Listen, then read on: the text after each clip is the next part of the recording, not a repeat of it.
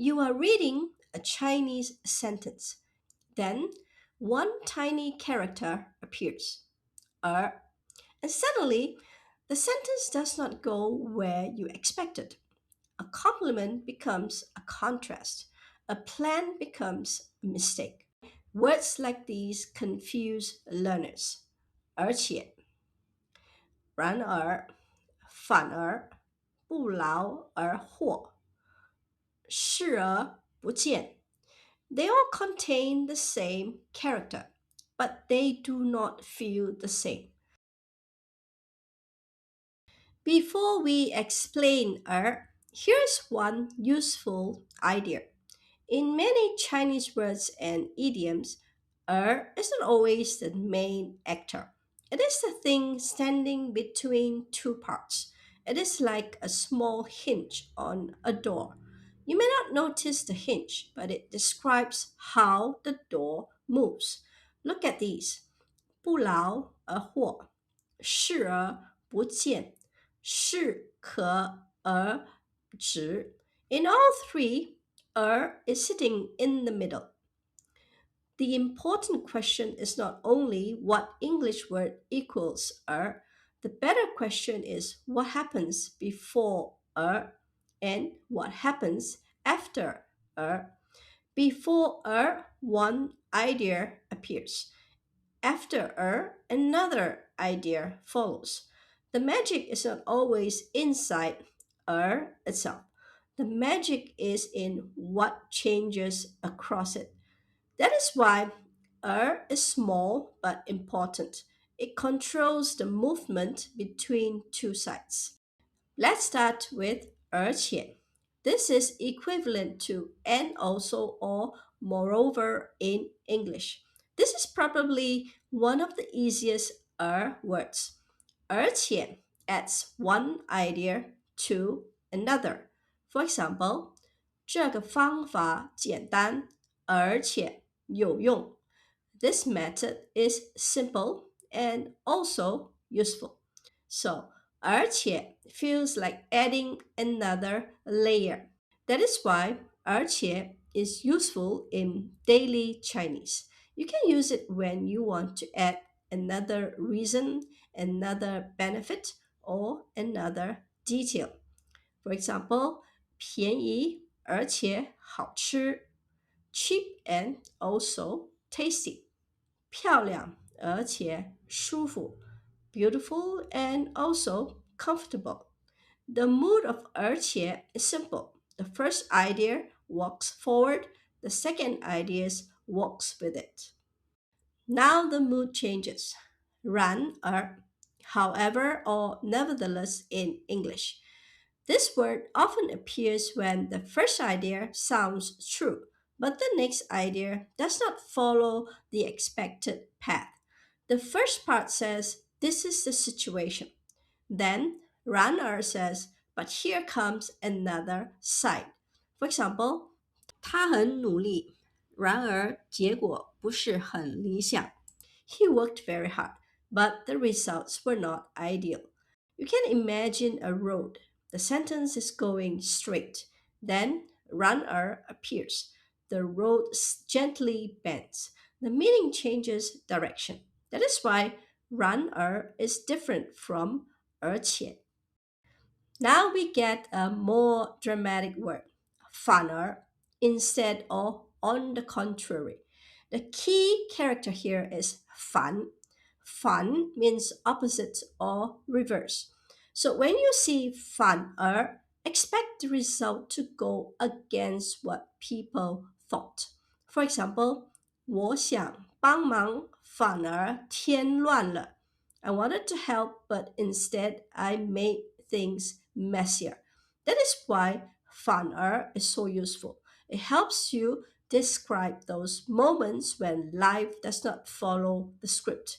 You sleep more but feel more tired. You explain more but people get more confused. You try to save money but spend more. That feeling is 反而. It is not just a normal but. It has a little surprise inside. You expected one thing, the result went the other way. Now changes mood again. 因而, therefore, or as a result. The first character, yin, means cause or reason. So, 因而 connects a reason to a result. For example, 雨下得很大，因而比赛取消了。The rain was heavy, therefore the match was cancelled. This word feels more formal than 所以. In daily speech, many people would simply say 所以, so, or therefore. But 因而 is useful when you read Chinese articles, subtitles, news, essays, or explanations. It gives a clean cause and result feeling. The first idea pushes, the second idea happens. That is 因而. Another useful word is 从而, thereby or as a result. This one is also more common in writing and formal explanations. 从 gives the feeling of from this point or from this situation. So 从而 feels like from this action a result is reached. For example, 他经常练习，从而进步很快。He practices often, and as a result, he progresses very fast. If 因而 feels like cause or result, then 从而 feels more like process result. You did something step by step, and from that process, something changed. That is why 从而 often appears in explanations, articles, documentaries, and formal writing. You may not say it every day, but when you read Chinese, it helps a lot. Now let's go into idioms. This is where becomes more visual. 不劳而获, to gain without working. Break it into two sides. 不劳 means not work. 获 means to gain or obtain. And in the middle, so the feeling is not working yet gaining something. That is why the idiom usually has a negative feeling. It describes someone who wants rewards without effort. No sweat, no work, but still wants the prize. The here creates a very sharp connection. The two sides do not feel fair together. That is why the idiom is memorable. 不劳而获, not work, still gain. That little mismatch is the whole point. 视而不见, to look but not see, or to turn a blind eye. The two sides are very strange. 视 means to look. 不见 means not see. So the structure is 视而不见, look but not see.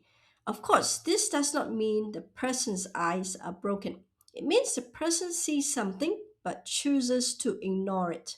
Here, connects two opposite feeling actions.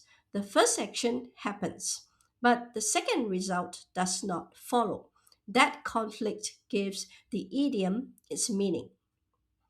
Not all idioms are negative. Some are wise. A very useful one is 适可而止.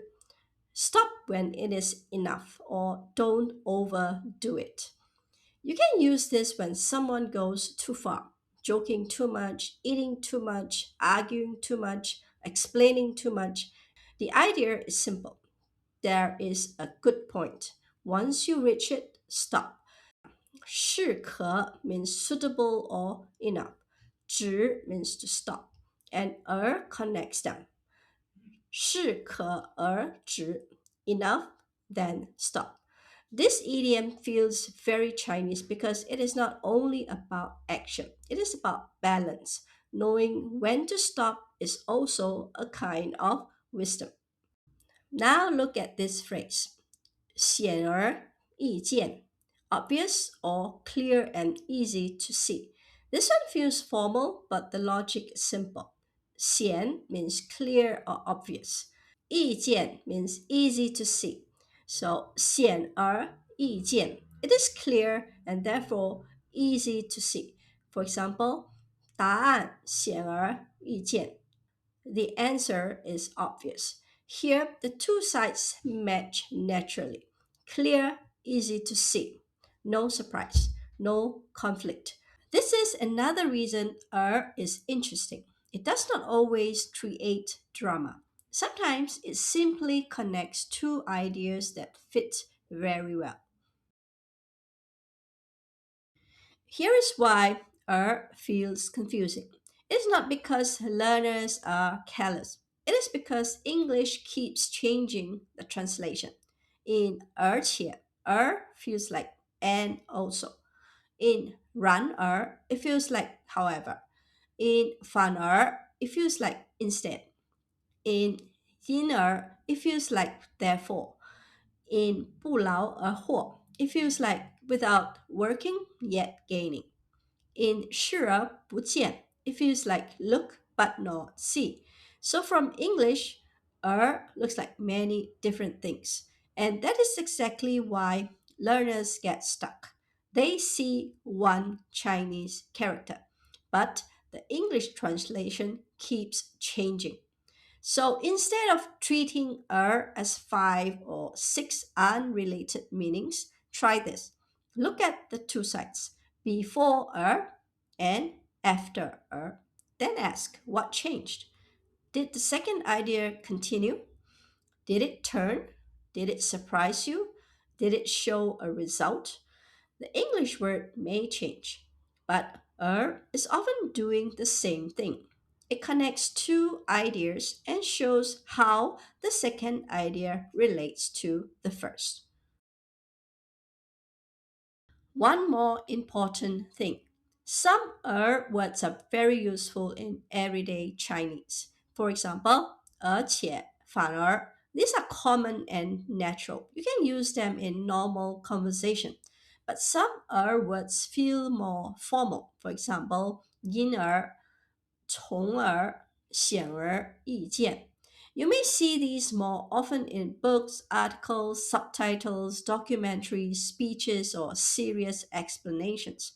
That does not mean they are useless. It means they help you understand a higher level of Chinese. That's why is worth learning. Once you understand Chinese sentences become less blurry. You start seeing the connection. You start noticing the movement, and words that once looked formal or strange become much easier to read. So, next time you see a, don't translate it too quickly. Just pause for 1 second. Look at what comes before it and look at what comes after it. Now tell me in the comments which a word feels the most interesting to you. 然而,反而,适可而止 or 视而不见. And if you like learning Chinese through patterns instead of memorizing words one by one, subscribe and watch the next lesson. 再见。